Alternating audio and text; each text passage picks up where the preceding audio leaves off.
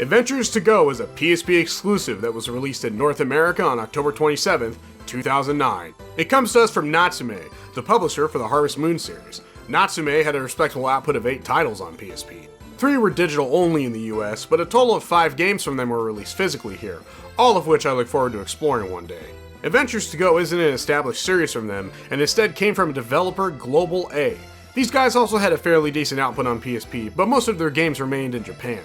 Adventures to Go was their final North American release for the system. I ended up grabbing this game last year, where I only paid about $10 for it. I didn't know anything about this game before buying it, other than it was dirt cheap and would be good for filling out my collection. I've never seen anybody talk about it either. It isn't exclusive for the console, but generally it doesn't mean much unless you're popular. And something tells me no one cared about this one back when it was released. As of this video, not only does this game not have a Wikipedia page, but taking a peek at Metacritic, it's got pretty meh scores for that site. Hell, even PlayStation Magazine rated it dead average at 2.5 stars, and didn't even bother to mention it until January of the following year. Pretty bad when the official magazine for the console you're exclusive to couldn't even give a crap about you.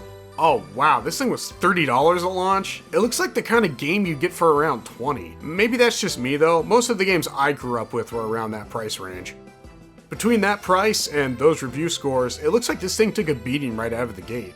Surely it can't be that bad, it's at least got decent art on it. A typical RPG trope cast of characters and blocky landscapes. What is this gonna be, some kind of RPG building game? Ah, okay. So this game is what's known as a roguelike. A roguelike is a turn-based RPG dungeon crawler with randomly generated levels and grid-based movement. These games typically have high replayability as no 2 playthroughs will be identical. The genre takes its name from the 1980 game Rogue, which is an important piece of video game history. You can actually grab this game on Steam for $3, which is what I did for this video. I know this might not look like anything special, but it's got all the basics you'd expect from a roguelike. Equipable armor and weapons, regenerating health, a hunger system, turn-based battles against tons of different monsters. It's crazy to me to see a game this old with such a simple interface be this complex. I guess looks really aren't everything. It's also got that just one more run factor going for it, which is something all games in this genre have in common. It's easy to see why this game design has become such a staple modern day. Games incorporating roguelike elements have had a huge explosion in the last 5 years, so you're likely somewhat familiar with the genre. That being said, keep your expectations in check. Adventures to Go is 13 years old at this point, and the roguelike genre has had a lot of time to evolve since then. In the game, you play as Courtland, who's poor as shit and needs money. Rather than risk his neck venturing outside of town to complete quests for the town's citizens, he decides to utilize the services of the local training grounds, Adventures to Go. There, he can pay to conjure up monsters in a controlled environment and then safely slay them for quest rewards. Initially, he comes off like he only cares about doing this for the money. I only do this for money. And coupled with the game's overall tongue-in-cheek tone, he seems like a bit of a dick. But as you spend more time with him, you'll see that he does have consideration for others and only wants to be paid for the work he does when it's reasonable. And despite his jabs, he respects his comrades on the financial front, even cutting them in on deals when they weren't aware or didn't ask. Don't go making the mistake that this game is deep or something though. Its characters and dialogue are just entertaining enough to keep things interesting. And that's okay, because I think gameplay should be the main focus of a title like this. And I'll go ahead and tell you right now, the gameplay is pretty solid. While it does consist of crawling through randomly generated dungeons, you have total control over a lot of the parameters to design them. Want to explore a grassy plain where the beasts roam wild? A dungeon that beastmen have claimed as their home? Badlands loaded with killer plants? The choice is yours at Adventures to Go, and those choices tie into whether you'll be able to clear quests or not. During most adventures, you'll run into tips the game dispenses on how to complete other quests. These don't spawn unless you've accepted the quest already, so it's best to accept as many quests at once as you can. All of these hints come in the form of instructions on how to order your adventures to fit monster spawning conditions. Let's take the Ice Bug Wing quest for example. I accept it from Severn at the quest office, and on an adventure for a different quest, I run into this monument that tells me how to run into ice bugs. The next time I take on an adventure, I set it up according to those instructions, and ice bugs now spawn during my adventure. I have to defeat a few of them, but eventually, I get an Ice Bug Wing as a chest drop. I then take the quest item back to Severn and claim my reward. From there, I use the gold I earn from clearing quests to upgrade my equipment so I can take on more quests. And as I do that, I'll be airdropped a few hints towards story progression by the game. Typically, these story-related quests will be handed out by NPCs, usually Professor Mosley. It's worth mentioning that Professor Mosley's house also functions as this game's index, so the location of the bestiary and the list of all items. Minor detail, but I always appreciate games that contain that. And that's the bare basics of Adventures to Go. Overall, I find the game relaxing to play. It's taxing just enough for it to be enjoyable, and not a boring slog of checking off tasks from a list. And while the game is fairly straightforward, it is hiding some rather interesting mechanics underneath the surface. The other big half of this game is the battles, which again come off very basic initially. You have points that get consumed whenever you move to the next tile or perform an action. Ah, okay, that's what's with the blocky landscape on the box art. It's just a literal interpretation of the battle's grid-based movement. Anyways, turning your character in a different direction or moving to the next square costs 1 action point. Each attack costs 2, defending costs 2, casting magic costs whatever value is listed for the spell, you get the idea. Using items even costs AP, which is pretty smart because otherwise you could just spam them. You can click L to swap between your 2 equipped weapons depending on the situation, and you can end your turn early by pressing R, which allows you to save up AP for the next turn. Both of these are pretty convenient as neither of them cost anything to perform. The final action is pretty interesting. By pressing cross with 2 AP and nothing in front of you, you'll go into a counter-attack stance. If an enemy moves into the square in front of you, you'll catch them by surprise and deal a lot of damage, effectively putting an end to their plans and ending their turn. However, if while in that stance, they manage to land an attack on you instead, you'll lose your stance. So there's a bit of a risk-reward. Everything I've explained so far is pretty run-of-the-mill, but in my opinion, it's the next set of mechanics that makes Adventures to Go stand out a bit. So in your average RPG, you would defeat monsters to gather experience points and level up. That's the standard formula, right? It's still typically the same here. Dealing the killing blow to a monster does reward you with experience points, but that isn't the only way to get them. Adventures to Go also has this neat system where it rewards EXP based on damage from battles. Basically, if your character's attack deals damage to an enemy, that character gets experience points. If an enemy damages a character, that character will also get experience points. It causes the game to feel rewarding even when you're getting your ass kicked. I mean, think about it like this. In real life, if you're doing something and failing, you're still getting experience doing that thing. If you work at it hard enough, you will eventually understand it in some form. It's an interesting idea to say the least. I think it also helps eliminate level grinding since you're constantly getting a little stronger.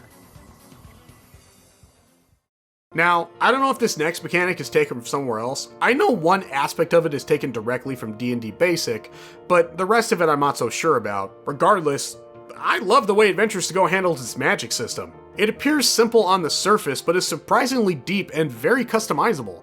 Anybody can use any magic spell, but each character can only learn so many different spells. During the course of the game, you'll run into these shards. Shards are the puzzle pieces you use to build magic crystals that contain your spells. You can buy shards from merchants or find them during your adventures. From there, it's your job to assemble anywhere from 2 to 4 of them into a functioning magic crystal. You can do this via recipes you learn, but there's nothing stopping you from experimenting on your own. This means that it's possible to make overpowered spells long before you actually get the recipe for them, provided you have the required shards.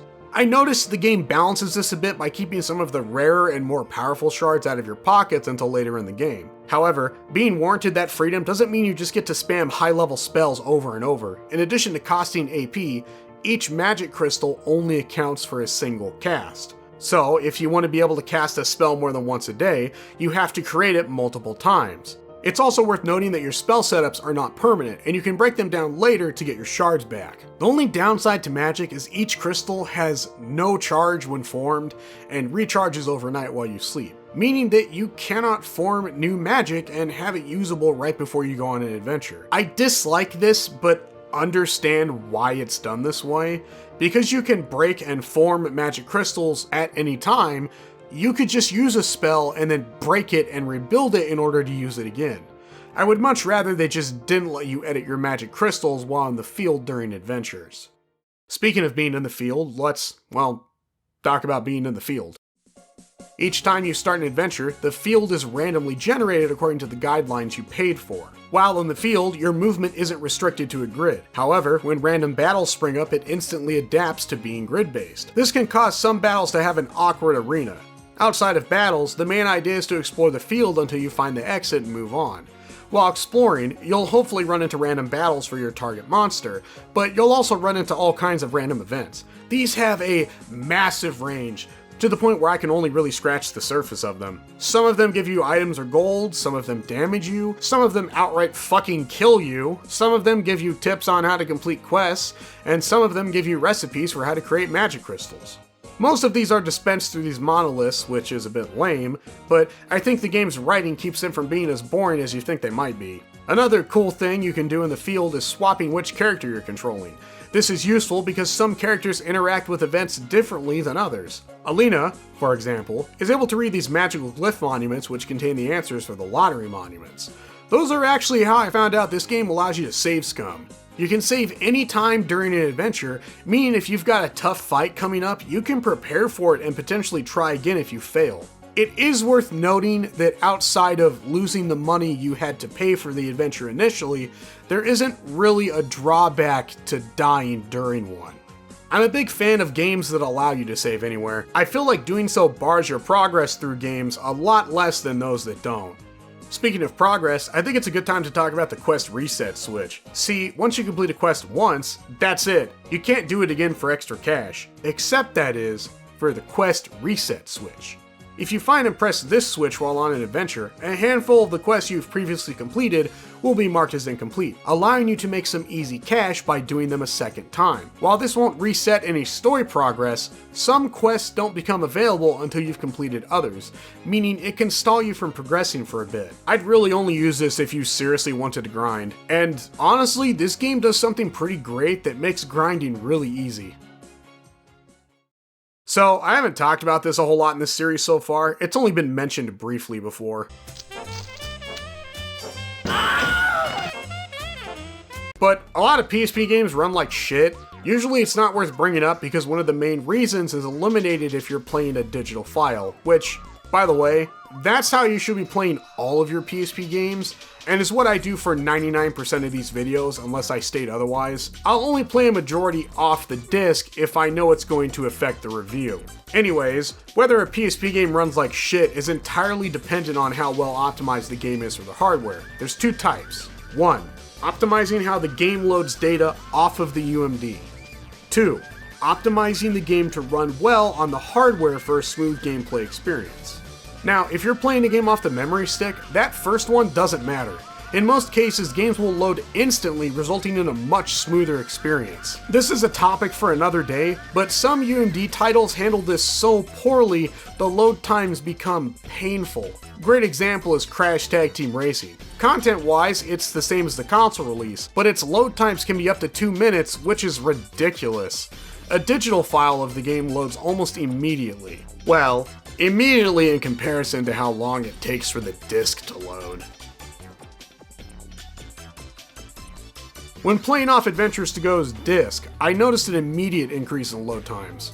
Battles take a few seconds rather than being instant, and loading screens take up to 25 seconds rather than 5. Honestly, that's not too bad for PSP, but this game was also released digitally on PlayStation Network, which completely circumvents all disc-based issues. Honestly, I found how quickly this game was able to load stuff helped with its pacing a lot. So putting the game on the PlayStation Store was a smart move. As we've seen, Adventures to Go handles the first bullet point pretty competently, but what about that second one?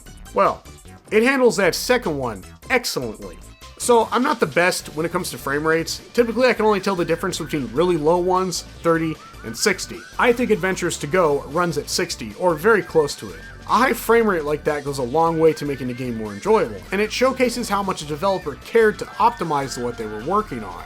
That alone gives Adventures to Go a slight edge over some other PSP titles in my book. But it's got another trick up its sleeve. Anytime you're on an adventure, pressing and holding L causes the entire game to run at 1.5 times speed. It doesn't affect the music or sound effects or anything, but it speeds up every animation, allowing you to move faster in the field and allowing battles to move at a much quicker pace.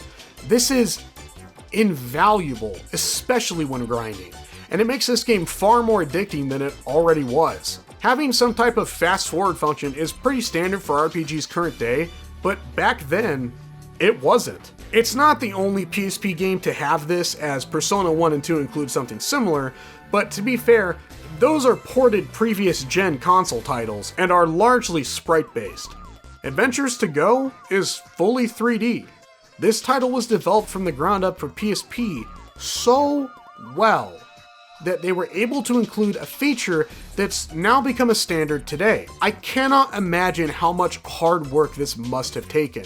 With so many games that do the exact opposite on PSP, I think it's resulted in this game aging incredibly well to the point it feels modern. Seriously, this game feels like something I'd buy digitally on my Switch. So far, I've been being pretty positive, right? This game sounds amazing. Is there anything wrong with it? Well, for starters, the early parts of the game can be a bit monotonous. Out of the first 4 environment types you get access to, 2 of them use some of the same assets. The game also locks out a lot of the customization options until later chapters, which leaves the initial adventures feeling a bit empty. I will say all of the environments have their own unique atmosphere and music that helps them stand out, but you'll notice some similarities during the early game when you're struggling to get certain quests to activate. That's another thing I don't care for either. Sometimes the game is not very clear on how to set up adventures to get certain monsters to spawn. It's normally not too bad about this, but I had a couple of instances where I was wasting an hour or two trying to figure it out until I just gave up and looked up a guide online. It was always because one thing was off that the game didn't even tell me about too, which is pretty annoying. Speaking of monsters, there's another somewhat lame thing that the game does with them. So, I don't specifically know why the game does this, because I honestly think it makes the game look kind of cheap, but weaker monsters from the beginning chapters of the game will often be mixed in amongst current level monsters you're trying to fight. They're not stronger versions or anything, they're still the exact same monsters you were fighting back then. They end up interfering with what you're trying to do at the moment. I think the game does this for 2 potential reasons. The first one being so that their usefulness is stretched out, which I kind of don't like that. It feels lazy. I don't know. It makes sense, but I think the second reason may actually be for balancing. So one of the random monuments you can run into will buy your heal pills, and it will do it for a higher cost than you can typically sell them for. As you sell pills, the monument will sometimes give you a bonus healing item, like a revive pill or a heal all pill. These are really useful and rare up until a certain point, so they're good to have. But the monument buys your pills for less than you pay for them at the store. So, are they really worth the profit loss? Well, the good news is it's not really an issue because most of the early game monsters drop heal pills. I think the game continues to mix them in with stronger monsters later on in the game for this exact purpose, as well as a healing item dispenser. At the end of the day though, it's still up to the player whether or not they use that handout smartly, and I'm not sure if it actually outweighs the slight nuisance they become later on. However, despite all of that, I still think Adventures to Go is worth playing. None of these negatives I've mentioned outweigh the positives the game has going for it. Now, this game is surprisingly long with about 27 chapters. As of writing, I've finished up to chapter 9, about 8.5 hours of gameplay. Normally with RPGs, I wouldn't do this, but this game's story takes a bit of a back seat, and while there's lots of cool stuff that gets introduced later on, I've told you about all of the basics. Thus, I'm no longer going to be recording my playthrough or talk about anything new that's introduced. I don't want to spoil the game for anybody that might enjoy it, and the entire point of these videos is to get more people to play the more obscure PSP games anyways, and being lost in obscurity definitely fits this one. While editing this video, I've continued to play the game, which is why you're seeing gameplay from much later on right now. So yes, I did actually play through the whole thing, but I don't want to discuss everything because that would ruin the fun. Also, as one last little mention, I didn't realize this till I was no longer recording, but you can use the control stick to move around in fields. I bring this up because unlike the directional buttons, it doesn't restrict you to a 4-way movement, which is really useful and something I wish I knew earlier. And with that, I'm gonna give Adventures to Go a 6 out of 10. It really is too bad no one gave a shit about this one when it came out. Beneath its somewhat generic looking exterior, it's technically impressive with some surprisingly deep mechanics and addictive gameplay. And just like with Rogue, looks aren't everything.